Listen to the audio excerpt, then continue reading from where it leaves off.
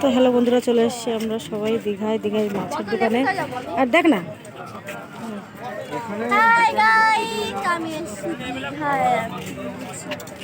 তো আমার মা চিংড়ি মাছ না, আমার মা হলো কাঁকড়া নিচ্ছে আর আমার দিদি চিংড়ি নিচ্ছে, ছোটো ছোটো মাছ কি বলে ঠিক আছে। মেন কথা আমার মাছের মধ্যে আমার কোনো আইটেমই পছন্দ হচ্ছে না।